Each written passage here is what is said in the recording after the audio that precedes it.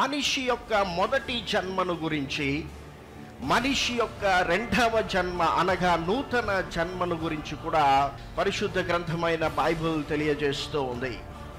ఇంకా మనిషి యొక్క మొదటి మరణమును గురించి, మనిషి యొక్క రెండవ మరణమును గురించి కూడా పరిశుద్ధ గ్రంథమైన బైబిల్ తెలియజేస్తూ ఉంది. మనిషి మొదటి పునరుద్ధానమును గురించి, మనిషి రెండవ పునరుద్ధానమును గురించి కూడా పరిశుద్ధ గ్రంథమైన బైబిల్ తెలియజేస్తూ ఉంది. జన్మించి మరణించి పునరుద్ధానుడైనటువంటి మనిషి వెళ్ళేటువంటి రెండు ప్రదేశములను గురించి కూడా పరిశుద్ధ గ్రంథమైన బైబిల్ తెలియజేస్తూ ఉంది.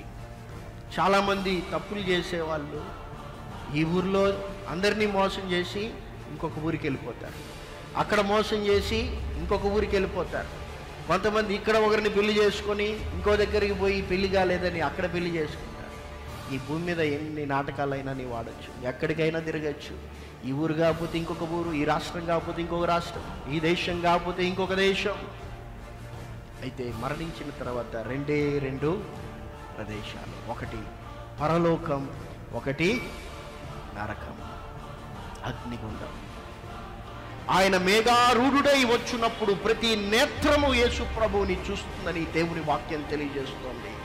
ఒక గుంపు వారు రొమ్ము కొట్టుకుంటారు, ఇంకొక గుంపు వారు దేవుని పరిశుద్ధుల రొమ్మును ఆనుకుంటారు. హల్లెలూయా! నీ రొమ్మును కొట్టుకునే జాబితాలో నీ ఉంటావా? పరిశుద్ధుల రొమ్మును ఆనుకునేటువంటి పరిస్థితిని నీవు ఎంచుకుంటావా? నేటికి దేవుడు ఆ స్వేచ్ఛను నీకు ఇచ్చాడు. అంగీకరిస్తావా క్రీస్తును? స్వీకరిస్తావా క్రీస్తును నీ హృదయంలోనికి? ప్రభువా, నేను పాపిని, నీవు నాకు కావాలి, నా సొంత శక్తి చేత నేను మంచిగా జీవించలేను, నాలో ఉన్నటువంటి చెడుతనము పోవాలంటే నీ రక్తంలో నేను కడుగబడాలి ప్రభువా అని తెలుసుకొని పశ్చాత్తాపపడి క్రీస్తుని నీ హృదయంలోనికి ఆహ్వానిస్తే ఆయన రెండవసారి వస్తాడు. వచ్చినప్పుడు నిన్ను తీసుకొని పరలోకానికి వెళ్ళడానికి ఆయన ఇష్టపడుతున్నాడు. యేసు ఎందుకు వచ్చాడంటే ఆ రెండవ మరణము నుండి నేను విడిపించడానికి, నూతన జన్మను నీకు ప్రసాదించడానికి, జీవ పునరుద్ధానంలో నేను చూడడానికి, పరలోకములో నేను చేర్చడానికి.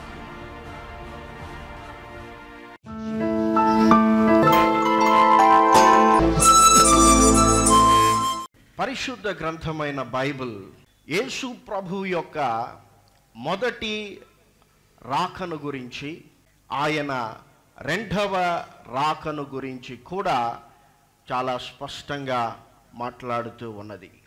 అసలు యేసు ప్రభువుల వారు మొదటిసారి ఒక శిశువుగా ఎందుకు జన్మించాల్సి వచ్చింది?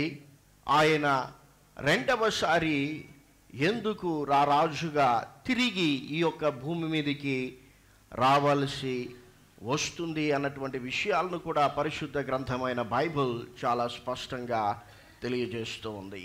అంత మాత్రమే కాదు, పరిశుద్ధ గ్రంథమైన బైబిల్లో మనిషి యొక్క మొదటి జన్మను గురించి, మనిషి యొక్క రెండవ జన్మ అనగా నూతన జన్మను గురించి కూడా చెప్పబడి ఉన్నది. ఇంకా మనిషి యొక్క మొదటి మరణమును గురించి, మనిషి యొక్క రెండవ మరణమును గురించి కూడా పరిశుద్ధ గ్రంథమైన బైబిల్ తెలియజేస్తోంది. మనిషి మొదటి పునరుద్ధానమును గురించి, మనిషి రెండవ పునరుద్ధానమును గురించి కూడా పరిశుద్ధ గ్రంథమైన బైబిల్ తెలియజేస్తూ ఉంది. జన్మించి మరణించి పునరుద్ధానుడైనటువంటి మనిషి వెళ్ళేటువంటి రెండు ప్రదేశములను గురించి కూడా పరిశుద్ధ గ్రంథమైన బైబిల్ తెలియజేస్తూ ఉంది. ఈ దినమందు ప్రకటన గ్రంథం 20వ అధ్యాయమును మనము వచనము వెంబడి వచనము ధ్యానము చేయనై ఉన్నాం. ఈ యొక్క ప్రకటన గ్రంథం అన్నటువంటిది పరిశుద్ధ గ్రంథమైన బైబిల్లో ఉన్నటువంటి 66 పుస్తకములలో చివరి పుస్తకం. ఈ యొక్క చివరి పుస్తకంలో యుగ సమాప్తిని గురించి పరిశుద్ధ గ్రంథమైన బైబిల్ తెలియజేస్తూ ఉంది. మనం అప్పుడప్పుడు న్యూస్లో వింటూ ఉంటాం, యుగాంతమునకు దగ్గరలో మనం బ్రతుకుతూ ఉన్నామా? ఈ యొక్క భూమి అంతరించిపోతుందా అన్నటువంటి విషయాలను గురించి న్యూస్ ఛానల్స్ వారు ప్రకటన చేస్తూ ఉంటారు. వాస్తవానికి భూమి యొక్క అంతం, మానవుని యొక్క ముగింపు, ఈ యొక్క యుగ సమాప్తి అన్నటువంటిది ఎలా ఉంటుందో ఈ పరిశుద్ధ గ్రంథమైన బైబిల్లో దేవుడు చాలా స్పష్టంగా రాయించాడు. ఎంతో టెక్నాలజీ పెరుగుతూ ఉన్నప్పటికీ, మనిషి యొక్క జ్ఞానము ఎంతగానో పెరుగుతూ ఉన్నప్పటికీ, మనిషి యొక్క ప్రారంభం ఎలా కలిగిందో, మనిషి యొక్క అంతం ఎలా ముగుస్తుందో తెలియని ఒక పరిస్థితిని కలిగి ఉన్నాడు. అయితే పరిశుద్ధ గ్రంథమైన బైబిల్ ఈ రెండు విషయాలను చాలా సుస్పష్టంగా తెలియజేస్తూ ఉంది. బైబిల్ గ్రంథంలోని మొదటి పుస్తకమైనటువంటి ఆదికాండంలో మానవుని యొక్క సృష్టిని గురించి, ఈ యొక్క భూమి యొక్క సృష్టిని గురించి మొదటి వచనంలోనే పరిశుద్ధ గ్రంథమైన బైబిల్ తెలియజేస్తూ ఉంటే, పరిశుద్ధ గ్రంథమైన బైబిల్లోని చివరి పుస్తకమైనటువంటి ప్రకటన గ్రంథంలో ఆ యొక్క మొదట దేవుడు సృజించినటువంటి భూమి ఆకాశములు ఎలా లయమైపోతాయో కూడా బైబిల్ గ్రంథం తెలియజేస్తూ ఉంది. ఈ దినము మన యొక్క ధ్యానాంశం ఏమిటంటే, యేసు ప్రభువులు వారు మొదటిసారి ఎందుకు వచ్చారు, రెండవసారి ఆయన ఎందుకు వస్తూ ఉన్నారు. చదువుదాం ప్రకటన గ్రంథం 20వ అధ్యాయం మొదటి 2 వచనములు. మరియు పెద్ద సంకెళ్లను చేత పట్టుకొని అగాధం యొక్క తాళపు చెవి గల యొక్క దేవదూత పరలోకం నుండి దిగి వచ్చుట చూచితిని. అతడు ఆది సర్పమును అనగా అపవాదియు సాతానును అను ఆ ఘట సర్పమును పట్టుకొని 1000 సంవత్సరములు వానిని బంధించి అగాధంలో పడవేసి. చాలు చూడండి, యోహాను అన్నటువంటి యేసు ప్రభు శిష్యునికి దేవుడు యుగ సమాప్తి యందు, యుగాంతమందు ఏమి జరుగుతుందో ఆయనకు దర్శనము రూపములో తెలియజేస్తూ ఉన్నాడు. యేసు ప్రభువులు వారు రెండవసారి ఈ యొక్క భూమి మీదకి రానై ఉన్నారు. ఏ రీతిగా మనము క్రిస్మస్ పండుగను యేసు ప్రభు యొక్క మొదటి రాకను స్మరిస్తూ జరుపుకుంటూ ఉన్నామో, అదేవిధంగా యేసు ప్రభువులు వారు రెండవసారి తిరిగి రానై ఉన్నారు. ఇక్కడ యేసు ప్రభువులు వారు రెండవసారి ఎందుకు తిరిగి వస్తూ ఉన్నారు అని దేవుని వాక్యం తెలియజేస్తూ ఉందంటే, ఘటసర్పమైనటువంటి అపవాదిని 1000 సంవత్సరములు అగాధములో బంధించడానికి యేసు ప్రభువులు వారు తిరిగి రానై ఉన్నారు. ఇంతకుముందు నేను చెప్పినట్లుగా ఈ పరిశుద్ధ గ్రంథమైన బైబిల్లో దేవుడు ఈ యొక్క సృష్టి ఎలా ప్రారంభించబడిందో, మానవుని యొక్క ఉనికి ఎలా ఆరంభించబడిందో చాలా స్పష్టంగా తెలియజేశారు. చిన్నపిల్లలు జంతువుల గురించి చదివేటప్పుడు ఆ యొక్క జంతువు యొక్క ప్రత్యేకత ఏమిటో వారు చదువుతూ ఉంటారు. పరిశుద్ధ గ్రంథమైన బైబిల్ తెలియజేస్తుంది, సర్పం అన్నటువంటిది కుయుక్తి కలిగినటువంటి జంతువు. సాతాను అన్నటువంటి ఒకడు దేవుడు సృజించినటువంటి నరుణ్ణి బాధ పెట్టాలని, బంధించాలని, హింసించాలన్నటువంటి ప్రణాళికతో ఈ యొక్క కుయుక్తితో ఉన్నటువంటి సర్పములోనికి చొరబడి మానవ జాతిని నాశనం చేయడానికి ప్రయత్నం చేశాడు. దేవుడు ఆదియందు మనిషిని ఎంతో చక్కగా సృష్టించాడు. ఎలా సృష్టించాడంటే, దేవుడు తన పోలికలో చేశాడు. దేవుడు ఒక ఏదెను తోటను నిర్మించి ఆ తోటలో మనిషికి కావలసినటువంటి సకల వృక్ష ఫలములను, సకల జంతువులను, ప్రతి వసతిని దేవుడు ఏర్పాటు చేసి ఆ యొక్క ఏదెను తోటలో దేవుడు మనిషిని ఉంచినప్పుడు ఈ యొక్క కుయుక్తి కలిగినటువంటి సర్పములో ఈ యొక్క సాతాను చొరబడి మానవుణ్ణి మోసం చేశాడు, మానవుణ్ణి బంధించాడు. ప్రతి మనిషికి తెలుసు ఏది చెడ్డదో ఏది మంచిదో. ఎవరు ఆ మనిషికి చెప్పాల్సినటువంటి అవసరం లేదు. చిన్న పిల్లలను మనము చూసినట్లయితే వారికి కూడా తెలుసు ఏది మంచిదో ఏది చెడ్డదో. చిన్నపిల్లలు సహజంగా మట్టిలో ఆడుకోవడానికి ఇష్టపడతారు, మట్టిలో ఆడుకుంటూ ఉంటారు. వారికి మట్టి తినాలనిపిస్తుంది, కానీ మట్టి తినకూడదని కూడా వారికి తెలుసు. అందుకే వారు చుట్టుప్రక్కల చూసి తల్లిదండ్రులు లేకపోతే, ఎవరూ లేకపోతే మట్టిని తింటారు. అయితే తల్లిదండ్రులు ఎవరో ఒకరు వారిని చూచినప్పుడు ఆ మట్టి తింటున్నప్పటికీ తినని వారి వలె నటిస్తారు. అంటే ప్రతి మనిషికి కూడా తెలుసు ఏది మంచిది ఏది చెడ్డది. దొంగతనం చెడ్డదని మనిషికి తెలుసు, అయినా చేస్తూ ఉన్నాడు. వ్యభిచారం చెడ్డదని మనిషికి తెలుసు, అయినా మనిషి చేస్తూ ఉన్నాడు.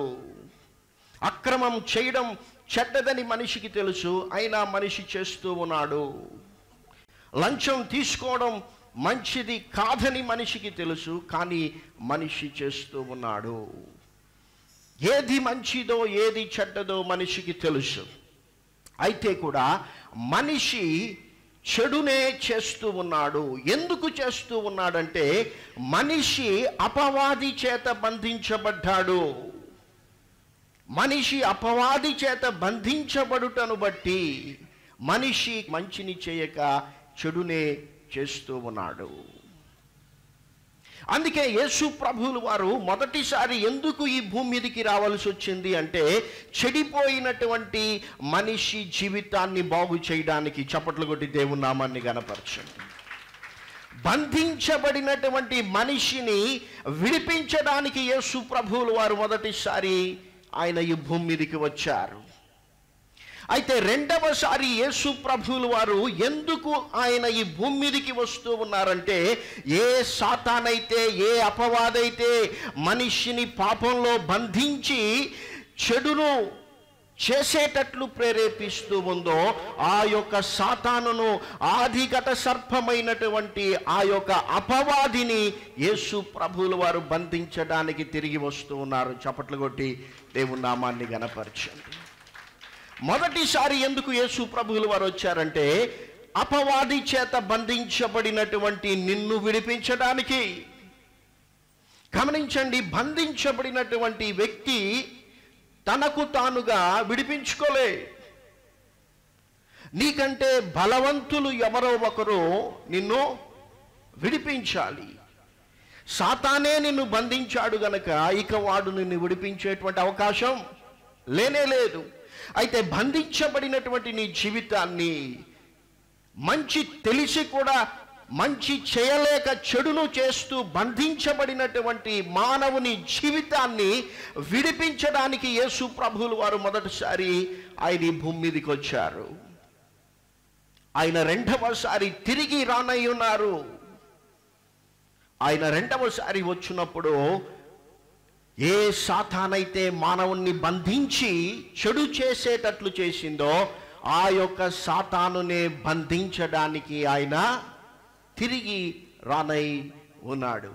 యేసు ప్రభు యొక్క మొదటి జన్మ అన్నటువంటిది కేవలం కొద్ది మందికే తెలిసింది యేసు ప్రభు జన్మించినటువంటి సమయమందు.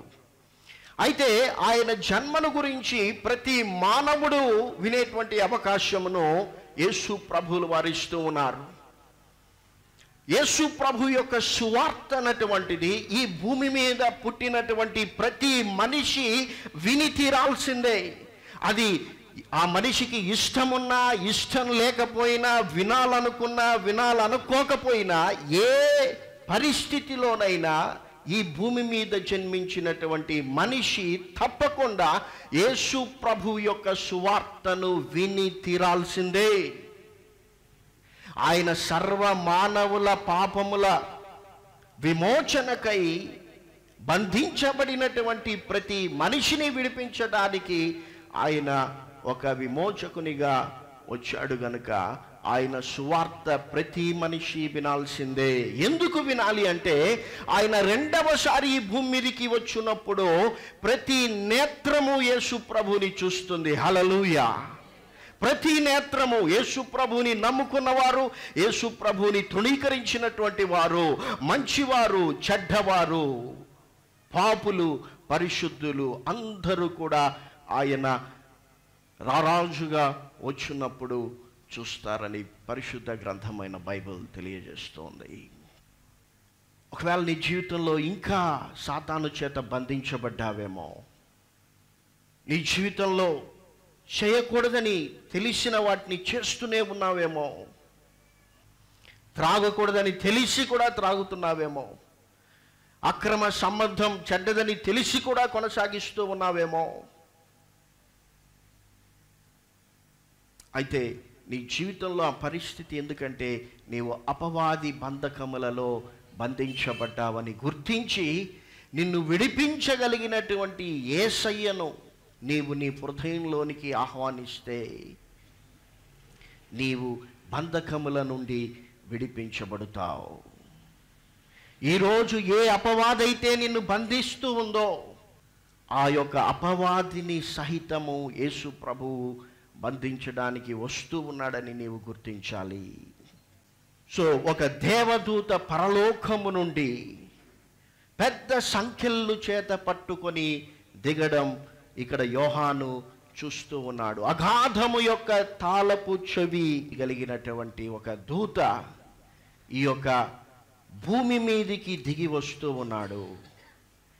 ఎందుకు వస్తూ ఉన్నాడంటే ఈ యొక్క మానవులను బంధించినటువంటి అపవాదిని బంధించడానికి. దాని తరువాత మనం చూసినట్లయితే ఆ 1000 సంవత్సరములు గడుచు వరకు ఇక జనములను మోసపరచుకుంటున్నట్లు అగాధమును మూసి దానికి ముద్ర వేసెను. అటు పిమ్మట వాడు కొంచెం కాలము విడిచిపెట్టబడవలెను. చూడండి, ఇక్కడ ఎందుకు దేవుడు సాతానును 1000 సంవత్సరములు బంధిస్తూ ఉన్నాడంటే ఇక ఆ యొక్క ఘట సర్పము మనిషిని మోసపరచకుండా ఉండటానికి. దేవుడు తన పోలికలో మనిషిని సృజించినటువంటి తరువాత సకల సౌకర్యములతో దేవుడు మనిషిని ఏదెను తోటలో పెట్టాడు. ఆ యొక్క ఏదెను తోటలో దేవుడు మనిషికి ఒకే ఒక ఆజ్ఞ ఇచ్చాడు. ఏమిటి ఆ ఆజ్ఞ అంటే, ఈ యొక్క తోట మధ్యలో ఒక చెట్టు ఉంది, అది మంచి చెడ్డల తెలివినిచ్చు వృక్షము, కాబట్టి నీవు ఆ వృక్ష ఫలమును మాత్రము తినకూడదని దేవుడు చెబితే కుయుక్తి కలిగినటువంటి ఈ సర్పములో సాతాను చొరబడి దేవుని పోలికలో సృజించబడినటువంటి ఆదాము హవ్వల యొద్దకు ఈ యొక్క సర్పము వచ్చింది. వచ్చి వీరిని మోసం చేసింది. అందుకోసమనే దేవుడు హవ్వతో మాట్లాడుతూ ఉన్నప్పుడు, అమ్మ ఎందుకు నేను తినద్దన్నటువంటి పండును తిన్నావు అంటే హవ్వ అంటుంది, ఈ యొక్క సర్పము నన్ను మోసం చేసింది కనుక నేను తిన్నాను. ఎలా మోసం చేసింది? దేవుడు ఆ పండును తినద్దన్నాడా అని ప్రశ్నించింది. అవును తినద్దన్నాడు అని హవ్వ చెప్పింది. ఆ పండును తింటే మీరు దేవతల వలె అయిపోతారు, కాబట్టి దేవుడు తినద్దన్నాడు అని వారిని మోసం చేసింది.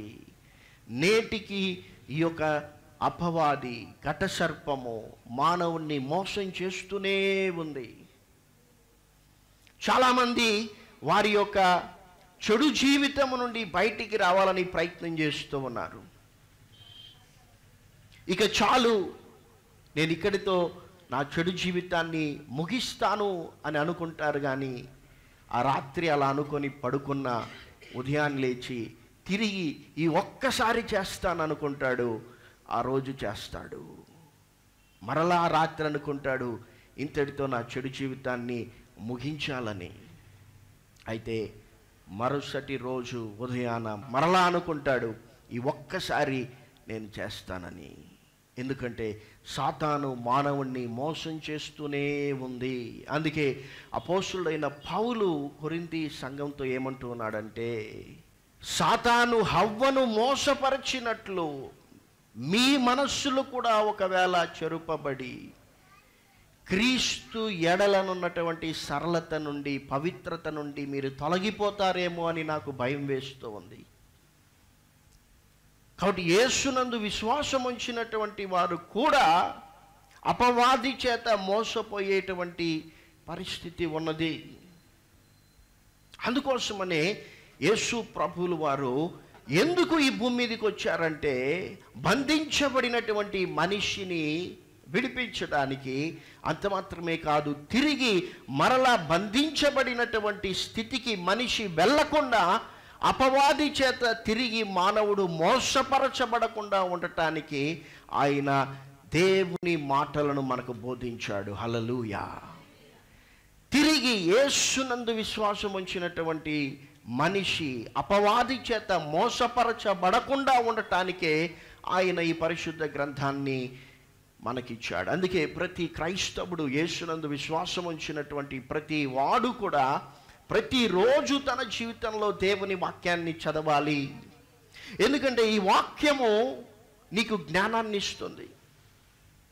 మోసపోకుండా ఈ యొక్క రెండవ జన్మ, నూతన జన్మ అన్నటువంటిది మనిషికి ఎందుకు అంటే, మనిషి మోసపరచబడకుండా ఉండటానికి. నేను మొదట్లో చెప్పాను, ఈ పరిశుద్ధ గ్రంథమైన బైబిల్ మొదటి జన్మను గురించి, రెండవ జన్మ అనగా నూతన జన్మను గురించి కూడా మాట్లాడుతూ ఉంది. మొదటి జన్మ అంటే ప్రతి మనిషి కూడా తల్లి గర్భములో నుండి జన్మించాడు. అయితే రెండవ జన్మను ఇవ్వడానికి యేసు ప్రభువులు వారు ఒక శిశువుగా జన్మించాడు. హల్లెలూయా. యేసు ప్రభువులు వారు యోహాను సువార్త 3వ అధ్యాయం 3వ వచనంలో అంటూ ఉన్నారు, ఒకడు క్రొత్తగా జన్మించితే కానీ దేవుని రాజ్యములు అతడు చూడలేడు. యేసు ప్రభు యొక్క మాటలు ఒక మనిషి ఎంత హీనమైనటువంటి స్థితిలో ఉన్నాడో తెలియజేస్తుంది. ఆ మనిషి యొక్క స్థితిని తెలియజేయడం మాత్రమే కాదు కానీ, ఆ యొక్క మనిషి ఆ యొక్క హీన స్థితి నుండి ఎలా ఉన్నతమైనటువంటి స్థితికి, అనగా దేవుడు కోరుతున్నటువంటి స్థితికి ఎదగగలడో కూడా తెలియజేస్తుంది. తెలియజేయడమే కాదు, ఆ స్థితికి మనిషి ఎదగడానికి అవసరమైనటువంటి శక్తిని కూడా ఇస్తుంది. హల్లెలూయా. All in one. అది నీ పాప జీవితం ఎంత భయంకరమైందో తెలియజేస్తుంది, నీవు ఏ స్థితికి ఎదగాలో తెలియజేస్తుంది. అంత మాత్రమే కాదు, ఆ స్థితికి ఎదిగే శక్తిని కూడా ఈ యొక్క యేసు ప్రభు మాటలు నీకు ఇస్తాయి.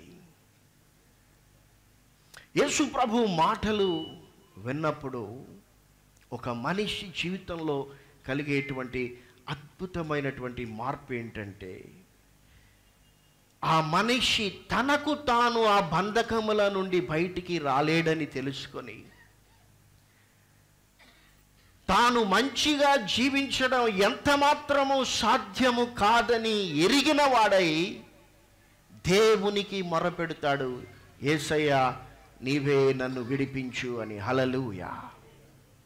తాను ఎంత హీనుడో అర్థమైనప్పుడు, ఎంత భయంకరమైనటువంటి బంధకములలో బంధించబడ్డాడో అర్థం చేసుకున్నప్పుడు, నా సొంత శక్తి చేత నేను ఈ స్థితి నుండి, ఈ యొక్క బంధకముల నుండి బయటికి రాను, యేసు ప్రభువే నన్ను విడిపించగలడు అని తెలుసుకొని యేసు ప్రభువుకి మొర్ర పెడతాడు.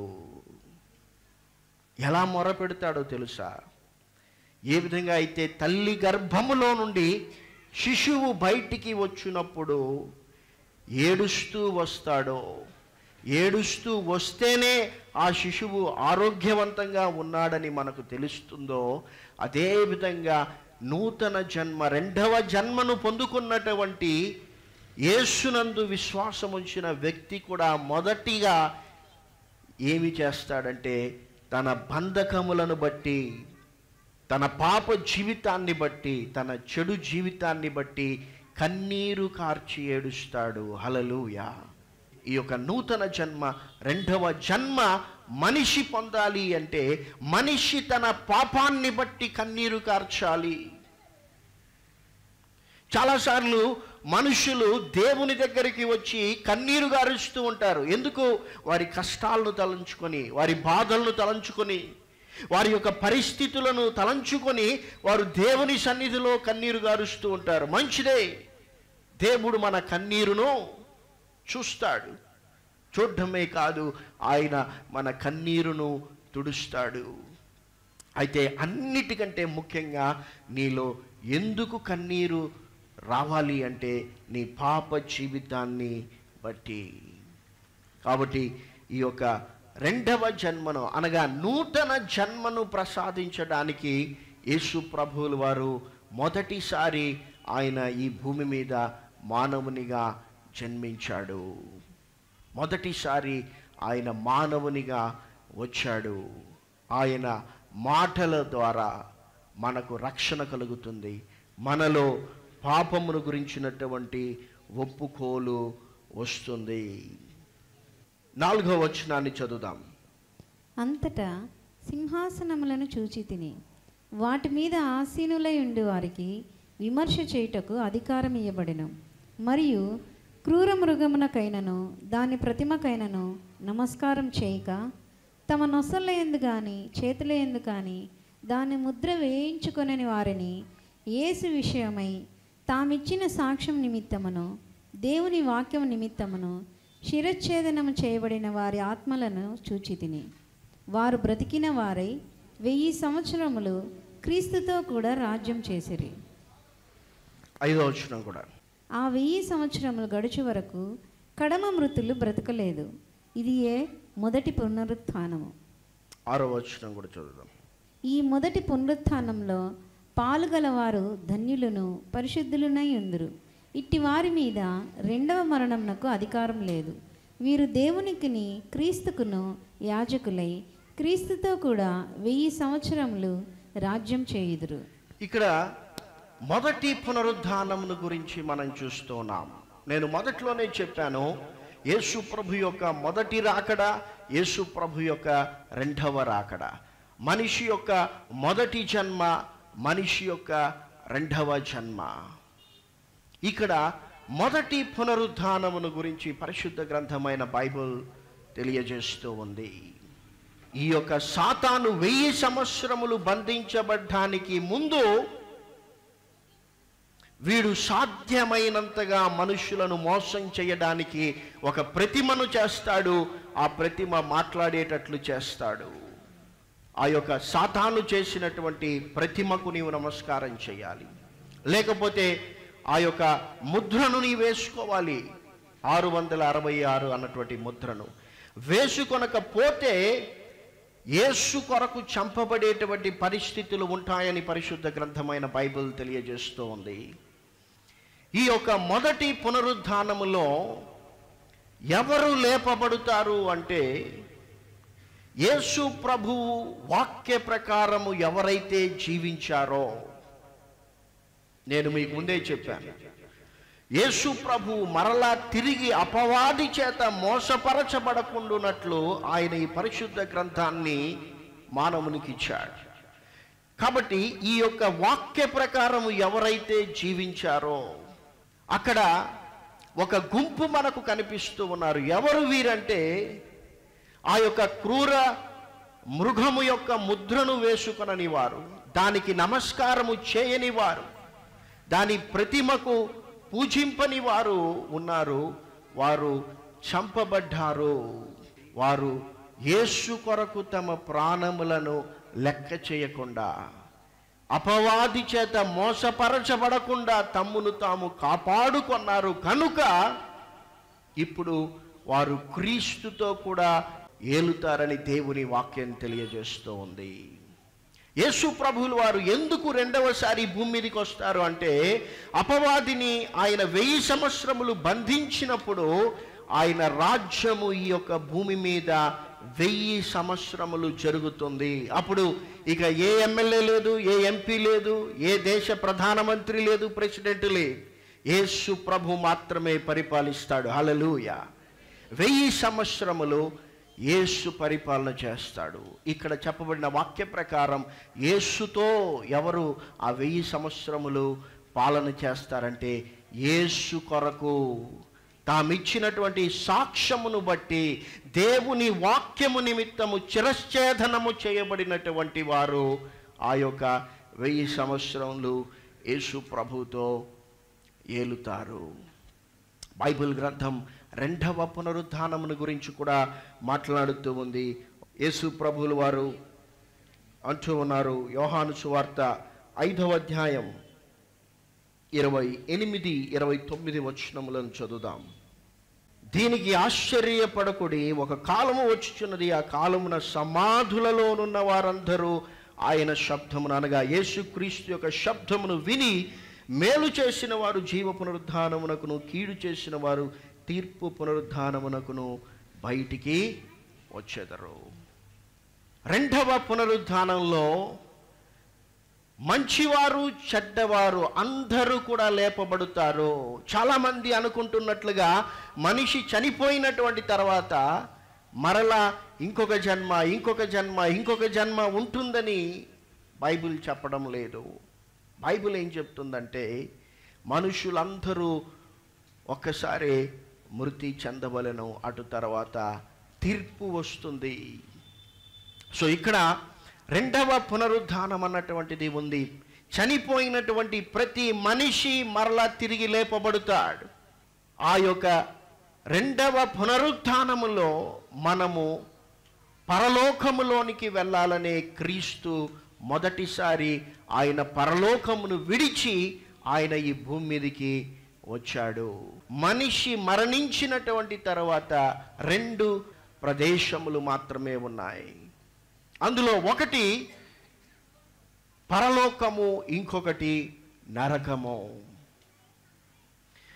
మేలు చేసినటువంటి వారు అంటే మంచిగా జీవించినటువంటి వారు, నేను మొదటిగానే చెప్పాను, ఏ మనిషి కూడా తన సొంత శక్తి చేత మంచిగా జీవించలేడు. క్రీస్తు యొక్క శక్తి కావాలి, క్రీస్తు యొక్క విడుదల కావాలి, విమోచన కావాలి మనిషి మంచిగా జీవించాలన్నా, మేలు చేయాలన్నా. కాబట్టి క్రీస్తును అంగీకరించి క్రీస్తు మాటల ప్రకారం జీవించినటువంటి వారు పరలోకమునకు, క్రీస్తును తృణీకరించి చెడ్డగా కీడు చేసినటువంటి వారికి నరకము అని పరిశుద్ధ గ్రంథమైన బైబిల్ తెలియజేస్తూ ఉంది. కాబట్టి మొదటి పునరుద్ధానం, రెండవ పునరుద్ధానం నీవు అర్థం చేసుకోవాల్సింది ఏంటంటే చనిపోయిన నీవు తిరిగి లేస్తావు. మరణించిన మనందరము కూడా ఒకరోజు తిరిగి లేస్తాం. అయితే లేచినటువంటి మనము పరలోకానికి, జీవ పునరుద్ధానానికి వెళ్ళాలంటే క్రీస్తు మాటల ప్రకారం జీవించాలి. క్రీస్తును తృణీకరించి ఆయన మాట ప్రకారము జీవించని వారు మరణ పునరుద్ధానమునకు వెళుతారని పరిశుద్ధ గ్రంథమైన బైబిల్ తెలియజేస్తూ ఉంది. 10 వరకు చదువుదాం. 7వ వచనం నుండి 10వ వచనం వరకు. 1000 సంవత్సరములు గడిచిన తర్వాత సాతాను తానున్న చెరలో నుండి విడిపింపబడును. భూమి నలుదిశల యందుండు జనములను లెక్కకు సముద్రపు ఇసుక వలె ఉన్న గోగు మాగోగు అను వారిని మోసపరిచి వారిని యుద్ధమునకు పోగు చేయుటకై వాడు బయలుదేరును. వారు భూమి ఎందంతటా వ్యాపించి పరిశుద్ధుల శిబిరమును, ప్రియమైన పట్టణమును ముట్టడి వేయగా పరలోకంలో నుండి అగ్ని దిగివచ్చి వారిని దహించెను. వారిని మోసపరిచిన అపవాది అగ్ని గంధకములు గల గుండంలో పడవేయబడెను. అచ్చట ఆ క్రూర మృగమును అబద్ధ ప్రవక్తయు ఉన్నారు. వారు యుగ యుగములు రాత్రింబగళ్ళు బాధింపబడుదురు. చూడండి, ఇక్కడ ఒక ఆశ్చర్యమైనటువంటి సంఘటన జరిగింది. ఏ మానవుణ్ణైతే పాపములో బంధించినటువంటి అపవాదిని దేవుడు బంధించాడో, 1000 సంవత్సరములు బంధించాడో, ఇప్పుడు ఆ 1000 సంవత్సరములు గడిచిపోయినటువంటి తరువాత ఆ యొక్క సాతానును, అపవాదిని, ఘటసర్పమును దేవుడే విడుదల చేస్తూ ఉన్నాడు. ఎందుకు విడుదల చేస్తూ ఉన్నాడు అంటే ఇక్కడ మనం అర్థం చేసుకోవాల్సినటువంటి చాలా ప్రాముఖ్యమైనటువంటి వర్తమానం ఉన్నది. దేవుడు మనిషిని ఎప్పుడు కూడా బలవంతంగా ఆయన్ను వెంబడించాలి అని కోరుకోవడం లేదు. దేవుడు మనిషిని సృజించినప్పటి నుంచే దేవుడు మానవునికి స్వేచ్ఛనిచ్చాడు. అందుకే చాలా మందికి ఉన్నటువంటి ప్రశ్న ఏమిటంటే, ఎందుకు దేవుడు ఆ యొక్క మానవుణ్ణి సృష్టించినటువంటి తరువాత ఆ యొక్క తోటలో తినకూడని ఆ యొక్క మంచి చెడుల తెలివినిచ్చే వృక్షాన్ని పెట్టాడు. ఎందుకు పెట్టాడంటే మనిషికి దేవుడు స్వేచ్ఛనిచ్చాడు. మనిషి ఎదుట దేవుడు జీవాన్ని ఉంచాడు, మరణాన్ని ఉంచాడు. దేవుడు మనిషి ఎదుట ఆశీర్వాదాన్ని ఉంచాడు, శాపాన్ని కూడా ఉంచాడు. మనిషి దేన్నైనా ఎన్నుకోవచ్చు, చూస్ చేసుకోవచ్చు. ఎందుకంటే దేవుడు మనిషికి స్వేచ్ఛనిచ్చాడు. ఒకవేళ నీకు ఇష్టం లేనిది నీ దగ్గర చేయిస్తే దాన్నే బానిసత్వం అంటారు. అదే కదా బంధకములలో ఉండడం అంటే. సాతాను ఏం చేస్తున్నాడు? మంచి చేయాలన్నటువంటి ఇష్టం నీలో ఉన్న మంచి చేయకుండా చెడును చేయిస్తున్నాడు. అంటే నిన్ను బంధించాడు. అయితే క్రీస్తులో నీకు అలాంటి పరిస్థితి లేదు. క్రీస్తు ప్రతి మనిషికి స్వేచ్ఛనిచ్చాడు.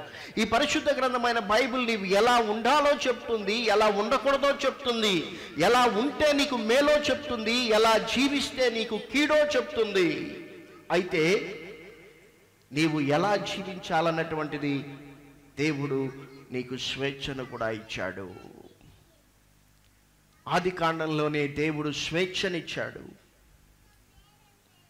ఇక్కడ ఇంత జరిగినటువంటి తరువాత ప్రకటన గ్రంథాన్ని మనం వచనము వెంబడి వచనం ధ్యానం చేస్తున్నాం.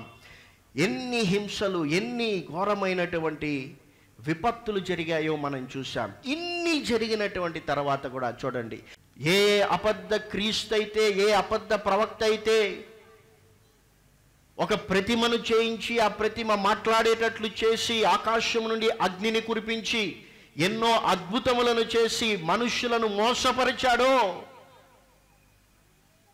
వారు మండుచున్న అగ్నిగుండంలో పడద్రోయబడినటువంటి తరువాత 1000 సంవత్సరములు సాతాను బంధించబడినప్పుడు, క్రీస్తు ఈ యొక్క భూమి మీద రాజ్యము చేసినప్పుడు నీతి న్యాయములతో ఆయన పరిపాలన చేయడం మనుషులు చూసిన తర్వాత కూడా దేవుడు మనిషికి స్వేచ్ఛనిచ్చినప్పుడు మనిషి ఏం చేస్తున్నాడంటే, అక్కడ చెప్పబడింది, ఆ యొక్క సాతానును చాలామంది వెంబడించారు. ఎంత భయంకరమైన పరిస్థితి కదా మనిషిది. చాలామంది వాడి వెనుక వెళ్ళి దేవునితో యుద్ధం చేయాలని వారు ముందుకు వెళ్ళినట్లుగా మనం చూస్తున్నాం. అయితే చివరకు ఆ యుద్ధంలో యేసు ప్రభువే గెలిచాడు. అపవాది అగ్నిగుండములో పడద్రోయబడ్డాడు. ఏ క్రీస్తు విరోధి, ఏ అబద్ధ ప్రవక్త అయితే, ఏ అగ్ని గుండములో అయితే, మండుచున్న అగ్నిగుండంలో అయితే పడద్రోయబడ్డారో, ఆ యొక్క అగ్నిగుండములోనే ఈ యొక్క ఘటసర్పమైనటువంటి అపవాది కూడా పడద్రోయబడిందని దేవుని వాక్యం చాలా స్పష్టంగా తెలియజేస్తూ ఉంది. కాబట్టి నేటికి దేవుడు నీకు ఆ స్వేచ్ఛనిస్తూ ఉన్నాడు, సువార్తను వినిపిస్తూ ఉన్నాడు, నీవు రక్షించబడాలని తెలియజేస్తూ ఉన్నాడు. అయితే నీకే స్వేచ్ఛనిచ్చాడు. ఒకవేళ నీ స్వేచ్ఛను ఉపయోగించి క్రీస్తును తృణీకరిస్తే, ఆ యొక్క క్రీస్తు విరోధి అబద్ధ ప్రవక్త, ఆ యొక్క ఘటసర్పమైనటువంటి సాతాను ఎలా మండుచున్నటువంటి అగ్ని గుండములో పడద్రోయబడ్డారో, నీవు కూడా వారితో పడద్రోయబడేటువంటి పరిస్థితి ఉన్నదని పరిశుద్ధ గ్రంథమైన బైబిల్ తెలియజేస్తూ ఉంది. 11వ వచనం నుండి 13 వరకు చదువుదాం. మరియు ధవలమైన మహాసింహాసనమును దాని యందు ఆసీనుడై ఉన్న ఒకనిని చూచితిని. భూమి ఆకాశములు ఆయన సముఖము నుండి పారిపోయెను, వాటికి నిలువ చోటు కనబడకపోయెను. మరియు గొప్పవారేమి కొద్దివారేమి మృతులైన వారందరూ ఆ సింహాసనం ఎదుట నిలువబడి ఉండుట చూచితిని. అప్పుడు గ్రంథములు విప్పబడెను, మరియు జీవ గ్రంథమును వేరొక గ్రంథము విప్పబడెను. ఆ గ్రంథముల యందు వ్రాయబడి ఉన్న వాటిని బట్టి తమ క్రియల చొప్పున మృతులు తీర్పు పొందిరి. సముద్రము తనలో ఉన్న మృతులను అప్పగించెను. మరణమును పాతాళలోకమును వాటి వశంలోనున్న మృతులను అప్పగించెను. వారిలో ప్రతివాడు తన క్రియల చొప్పున తీర్పు పొందెను. ఇక్కడ తీర్పు జరుగుతుందన్నటువంటి విషయాన్ని పరిశుద్ధ గ్రంథమైన బైబిల్ తెలియజేస్తుంది. మానవుడు అనుకుంటూ ఉన్నాడు, ఈ లోకంలో నాకు డబ్బు ఉంది కాబట్టి, చదువు ఉంది కాబట్టి, జ్ఞానం ఉంది కాబట్టి, అధికారం ఉంది కాబట్టి నేను ఎలా జీవించినా ఎవడు నన్ను అడగడు. అయితే బైబిల్ చెప్తుంది, మనిషి మరణించినటువంటి తరువాత ఒకవేళ నీవు క్రీస్తును తృణీకరించి క్రీస్తును అంగీకరించకుండా ఉంటే నీ జీవితంలో దేవుని తీర్పును నీవు ఎదుర్కోవలసి వస్తుంది. ఇక్కడ దేవుడు సింహాసనం మీద ఆసీనుడై ఉన్నప్పుడు మరణించినటువంటి వారందరూ, క్రీస్తును తృణీకరించినటువంటి వారందరూ కూడా ఆ యొక్క సింహాసనము ఎదుట నిలువబడ్డారు. నిలువబడినప్పుడు అక్కడ వారి వారి క్రియలను బట్టి దేవుడు వారికి ప్రతిఫలము ఇచ్చినట్లుగా మనం చూస్తున్నాం. కాబట్టి మన జీవితంలో మనం ఈ భూమి మీద బ్రతుకుతూ ఉన్నామంటే చాలా జాగ్రత్తగా మనం బ్రతకాలి. ఎలా పడితే అలా బ్రతకడానికి వీలు. నీవు కరెంటు ఎంత వాడితే అంత బిల్లు చెల్లించాలి. నీ మొబైల్లో నీవు ఎంత డేటా వాడితే అంత డబ్బు నీవు చెల్లించాలి. నీవు ప్రయాణం చేసినప్పుడు వాహనంలో నీవు ఎంత పెట్రోల్ వాడితే, ఎంత డీజిల్ వాడితే అంత నీవు చెల్లించాలి. నీ జీవితం కూడా అంతే. ఒకరోజు ముగించబడుతుంది. అందరూ మరణిస్తాం. మనిషికి బర్త్డే ఉంటుంది, డెత్ డే ఉంటుంది.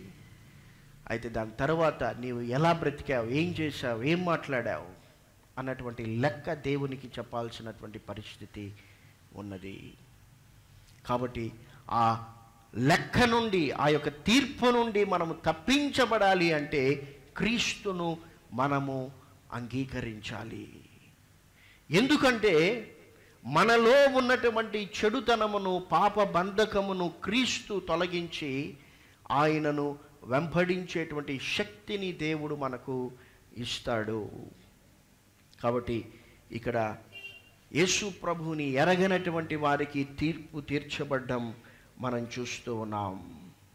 వారికి ఏమి తీర్పు తీర్చబడిందంటే చూడండి, 14వ వచనాన్ని చదువుదాం. మరణమును, మృతుల లోకమును అగ్నిగుండంలో పడవేయబడెను. ఈ అగ్నిగుండము రెండవ మరణము. ఈ అగ్నిగుండము రెండవ మరణము. మొదట్లో నేను చెప్పాను, మొదటి మరణము రెండవ మరణమును గురించి పరిశుద్ధ గ్రంథమైన బైబిల్ మాట్లాడుతూ ఉంది. మొదటి మరణం అందరూ చనిపోతారు. అంటే మనిషి ఈ యొక్క దేహాన్ని, ఈ యొక్క శరీరాన్ని విడిచి వెళ్ళిపోవడం, మనిషి యొక్క ఆత్మ విడిచి వెళ్ళిపోవడం మొదటి మరణం. అయితే రెండవ మరణం అన్నటువంటిది అగ్నిగుండం అని పరిశుద్ధ గ్రంథమైన బైబిల్ తెలియజేస్తోంది. ఎవరు ఈ యొక్క అగ్ని గుండములో పాలు పొందుతారంటే దాని తర్వాత అధ్యాయం 21వ అధ్యాయం 8వ వచనంలో దేవుని వాక్యం తెలియజేస్తోంది. పిరికి వారును, అవిశ్వాసులను, అసహ్యులను, నరహంతకులను, వ్యభిచారులను, మాంత్రికులను, విగ్రహారాధికులను, అబద్ధికులందరూ అగ్ని గంధకములతో మండు గుండములో పాలు పొందుదురు. ఇది రెండవ మరణము. ఈ యొక్క రెండవ మరణము నుండి నిన్ను రక్షించడానికే ఇక్కడ చెప్పబడినటువంటి ఏ లక్షణాలు, ఏ గుణాలు నీలో కనిపించకుండా నిన్ను ఆ పరిస్థితి నుండి నూతన వ్యక్తిగా, క్రొత్త వ్యక్తిగా చేయడానికే యేసు ప్రభువుల వారు మొదటిసారి వచ్చినప్పుడు ఆయన మరణములో పాలు పొందాడు. హల్లెలూయా. యేసు ప్రభుకి చేతగాక చనిపోలేదు, మరణం పొందలేదు. యేసు ప్రభు ఎందుకు మరణించాడంటే నీవు చనిపోయిన తర్వాత నీకు రెండవ మరణం ఉంది, అది నీకు కనిపించడం లేదు. ఆ రెండవ మరణం అతి భయంకరమైనటువంటిది.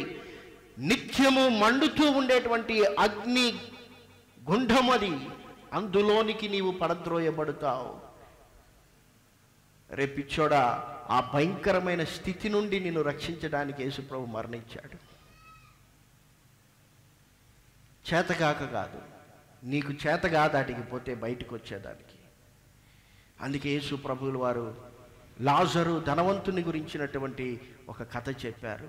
ఆ ధనవంతుడు తనకు ఇష్టం వచ్చినట్లు ఈ భూమి మీద బ్రతికాడు. ఈరోజు చాలామంది విర్రవీగుతున్నారు, ఇష్టం వచ్చినట్లు బ్రతుకుతున్నారు, ఇష్టం వచ్చినట్లు యేసు ప్రభువుని గురించి మాట్లాడుతున్నటువంటి నీ జీవితంలో మరణం అన్నటువంటిది ఒకటి ఉంది, గుర్తుపెట్టుకో. ఆ ధనవంతుడు అనుకున్నాడు, అన్నీ నాకున్నాయి, ఏమీ కాదనుకున్నాడు. అయితే ఆ ధనవంతుడు ఒకరోజు చనిపోయాడు. ఆ ధనవంతుని ఇంటి ఎదుట ఒక దరిద్రుడు ఉన్నాడు. ఆ దరిద్రుడు కురుపులతో నిండిన వాడై, తినడానికి ఆహారం లేక ఆ ధనవంతుని బల్ల మీద నుండి పడేటువంటి రొట్టె ముక్కలను తింటూ బ్రతికేటువంటి వాడు. అయితే అతడు చనిపోయాడు, వీడు చనిపోయాడు. చనిపోయిన తర్వాత ఏం జరిగిందో యేసు ప్రభులు వారు చెప్తున్నారు. ఆ యొక్క దరిద్రుడు అబ్రహాము రొమ్మున ఆనుకున్నాడు. ఈ ధనవంతుడు నరకములో యాతన పడుతూ ఆ యొక్క లాజర్ను పంపించి తన బొటన వేలితో నీళ్ళల్లో ముంచి ఒక చుక్క నీరైనా పంపించమని వేడుకున్నాడు. రెండవ మరణం అతి భయంకరమైనటువంటిది. ఆ యొక్క మరణము నుండి నిన్ను రక్షించడానికి, తప్పించడానికే యేసు ప్రభువుల వారు మరణించాడు. ఆయన మరణ పునరుద్ధానముల యందు నీవు విశ్వాసం ఉంచితే, పాప విషయమై నీవు చంపబడి మరణించి నీతి విషయమై క్రీస్తుతో కూడా బ్రతుకుతావు. ఆ యొక్క పాప మరణములో పాలు పొందిన నీవు పునరుద్ధానుడైనప్పుడు క్రీస్తు ఏ విధంగా ఆయన మరణించి మూడవ దినమున తిరిగి లేచి పరలోకములోనికి ఆరోహణమయ్యాడో, అదేవిధంగా పాప విషయం మరణించిన వారందరూ కూడా యేసు ప్రభు తిరిగి రెండవసారి వచ్చినప్పుడు ఆయనతో కూడా పరలోకానికి ఎత్తబడతారు. చివరి వచనాన్ని చదువుదాం. ఎవని పేరైనను జీవగ్రంథమందు వ్రాయబడినట్టు కనబడిన ఎడల వాడు అగ్నిగుండంలో పడవేయబడును. చూడండి, నీవు మరణించినటువంటి తర్వాత రెండు ప్రదేశాలే. చాలామంది తప్పులు చేసేవాళ్ళు ఈ ఊరిలో అందరినీ మోసం చేసి ఇంకొక ఊరికి వెళ్ళిపోతారు, అక్కడ మోసం చేసి ఇంకొక ఊరికి వెళ్ళిపోతారు. కొంతమంది ఇక్కడ ఒకరిని పెళ్లి చేసుకొని ఇంకో దగ్గరికి పోయి పెళ్లి కాలేదని అక్కడ పెళ్లి చేసుకుంటారు. ఈ భూమి మీద ఎన్ని నాటకాలైనా నీ వాడచ్చు, ఎక్కడికైనా తిరగచ్చు. ఈ ఊరు కాకపోతే ఇంకొక ఊరు, ఈ రాష్ట్రం కాకపోతే ఇంకొక రాష్ట్రం, ఈ దేశం కాకపోతే ఇంకొక దేశం. అయితే మరణించిన తర్వాత రెండు ప్రదేశాలు, ఒకటి పరలోకం, ఒకటి నరకం, అగ్నిగుండం. జీవ గ్రంథంలో నీ పేరు రాయబడి ఉండాలి. ఒకవేళ జీవ గ్రంథంలో నీ పేరు రాయబడకపోతే నీవు అగ్నిగుండములో పడద్రోయబడతావు. యేసు ప్రభువుల వారు మొదటిసారి ఎందుకు ఆయన ఈ భూమి మీదకి వచ్చాడంటే జీవ గ్రంథంలో నీ పేరు రాయడానికి. హల్లెలూయా. ఆధార్ కార్డులో నీ పేరు రాయబడితేనే నీకు అన్ని స్కీమ్స్ వస్తాయి.